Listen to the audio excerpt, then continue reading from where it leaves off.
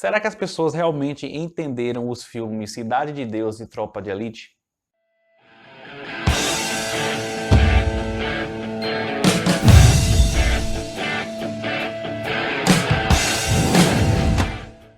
Esse é o Alfinetada Cinema. Tô abrindo essa série aqui no canal, onde eu vou falar sobre cinema, evidentemente. Eu sempre gostei bastante de filmes, assisto muitos filmes, não sou especialista, mas também não sou leigo.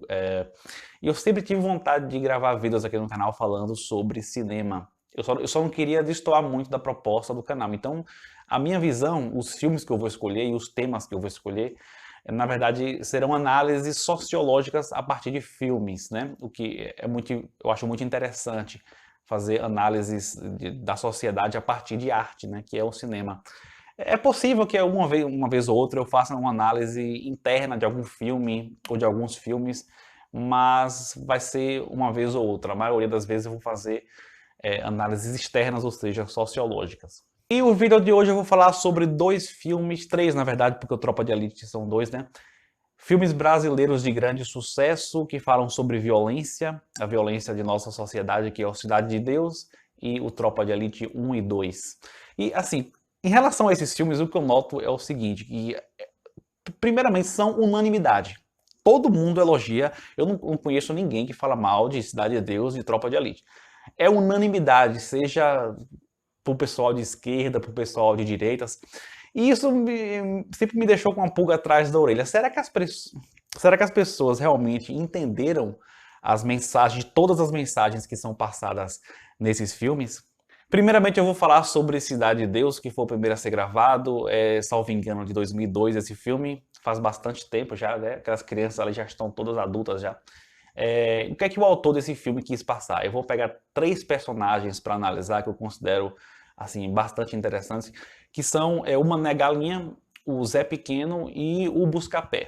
Esse filme, como vocês devem saber, foi baseado em fatos reais, embora ele acabou sendo uma obra de semificção, se é que existe esse termo. Os especialistas em cinema aí que devem saber qual é o termo específico.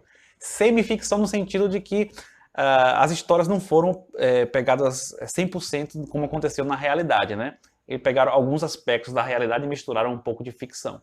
Eu vou caracterizar primeiro o Zé Pequeno. O Zé Pequeno é um sujeito sádico, desde criança que morria de vontade de ser bandido.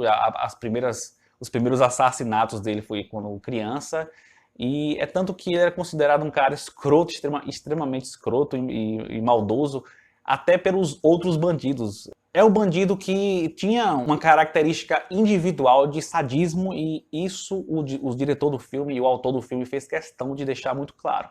O mais interessante é a história do Mané Galinha, porque o Mané Galinha foi um bandido construído, né? A história do Mané Galinha é a história da construção de um bandido e eu considero um personagem mais interessante porque para quem assistiu o filme, viu claramente que ele era um sujeito trabalhador, honesto, que foi levado ao crime. Mas quando eu falo levado ao crime, não quer dizer que é vítima da sociedade, a sociedade o obrigou a ser bandido. Não, é um processo de construção, um processo sociológico, um processo que vai desde os acontecimentos da vida dele até o contexto em que ele estava inserido. Tudo isso é bastante importante analisar. Ele é um sujeito que morava na favela, cobrador de ônibus, namorava com uma mulher bonita e por azar dele, o Zé Pequeno começou a querer pegar a mulher dele de qualquer jeito e chegou a estuprar a mulher dele na frente dele, metralhou a casa do cara. O cara fez miséria com esse Mané Galinha, constrangeu ele num baile funk, obrigou ele a tirar a roupa e dançar.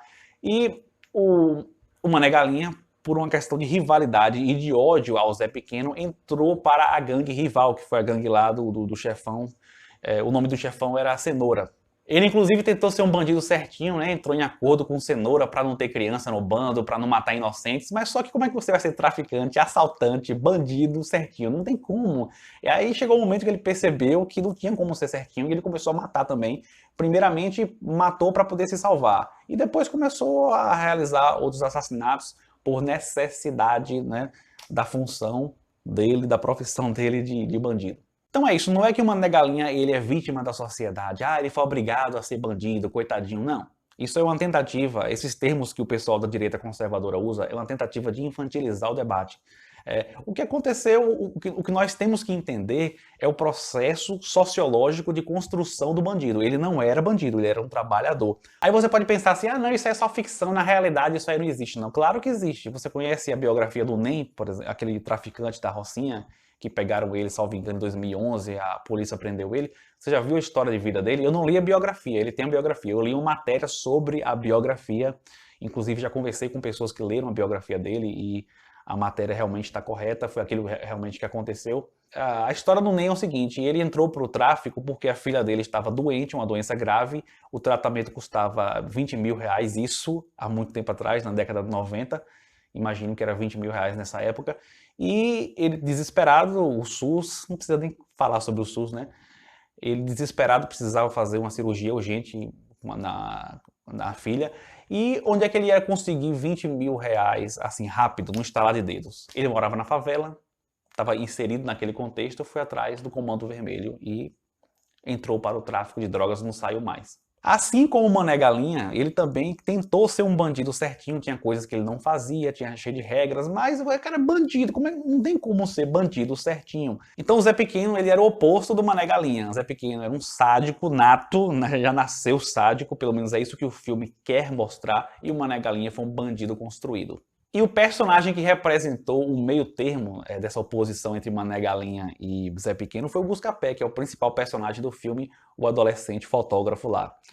Ele quase virou bandido, chegou ali no limite para virar bandido e voltou.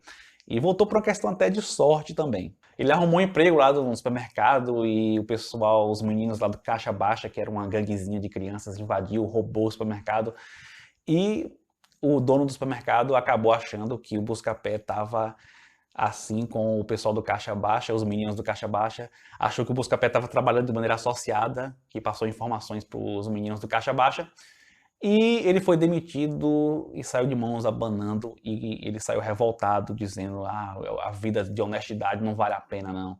Pois é, imagine você que está convivendo o tempo todo com bandidos, inclusive parentes seus bandidos, ganhando um monte de dinheiro e você tentando levar uma vida de trabalhador e acontece isso com você. Você é confundido com um bandido e você é demitido, não leva fundo de garantia, não leva indenização, sai de mãos abanando.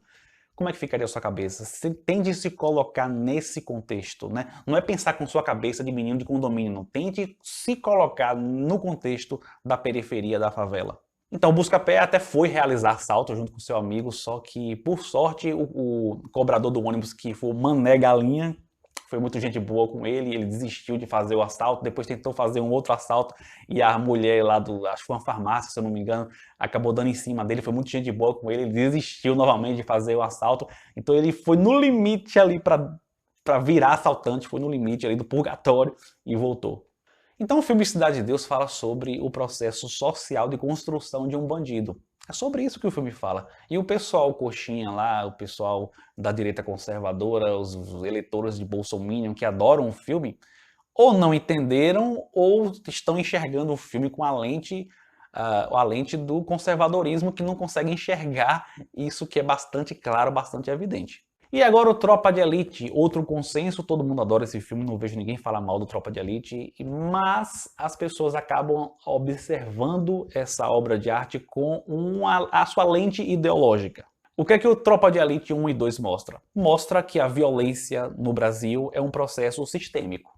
É isso que ele mostra. E quando eu falo sistêmico, não é bandido e político, não, como muita gente interpreta esse filme. É bandido, classe média, classe alta, político, cachorro, papagaio, todo mundo participa do processo de construção da violência em nossa sociedade.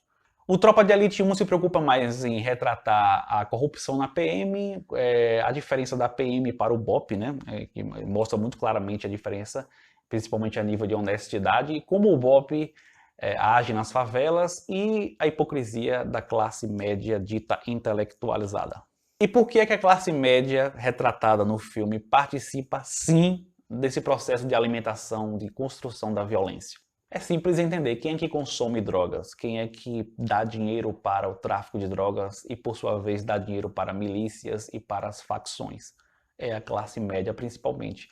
Quando se fala de maconha, que é uma droga mais barata, aí você tem aí todas as classes sociais consumindo. Mas quando se fala de cocaína, é uma droga mais cara, quem consome é principalmente classe média e classe alta. E eu acho importante falar o seguinte, não adianta vir com esse escapismo de dizer, ah não, a culpa é do governo que não legaliza as drogas. Ah, que legal. Então, enquanto não legaliza, você vai dando dinheiro para as facções, né? Para as milícias, alimentando a violência na favela, a guerra entre facções que matam um monte de inocentes. Inclusive, quem você acha que sustenta roubo de carro no Brasil? Você acha que bandido rouba carro para ficar passeando? Não, ele rouba carro para desmanchar e vender as peças, evidentemente, porque senão a chance de pegarem ele através da placa e de outras investigações é muito alta. Ele rouba para desmanchar o carro. E quem é que compra as peças desse desmanche? Quem tem carro. Quem tem carro geralmente é classe média e classe alta. Pois é, quem sustenta roubo de carro no Brasil é classe média e classe alta. Ditos cidadãos de bem. No dia que principalmente a classe média resolver parar de comprar peça roubada, acaba roubo de carro no Brasil. Simples assim. Então, o processo é sistêmico ou não é? E outra coisa que eu queria falar em relação à Tropa de Elite. O pessoal, principalmente de esquerda, tem uma visão muito distorcida em relação ao personagem lá do Capitão Nascimento, né? Que no 2 o pessoal disse que ele virou progressista, não? Ele mudou a cabeça dele, ele passou a ser defensor dos direitos humanos. Não, não, não, não, gente. O Capitão Nascimento, ele se decepcionou com a corrupção. É só isso que aconteceu. Ele não deixou de ser conservador, ele não passou a ser a favor dos direitos humanos, nada disso. Então, o pessoal gosta de analisar filme com uma lente bastante ideológica, né? É necessário entender o que o autor do filme, o que o diretor do filme quis mostrar com aquilo ali. Então eu acredito que foi isso que os autores e os diretores de Tropa de Elite e Cidade de Deus quiseram passar através dos personagens principais dos filmes. Se você gostou do filme, compartilha no WhatsApp, no Facebook, nas redes sociais. Clica no sino para receber as atualizações, os inscritos. E quem não é inscrito ainda se inscreve, né?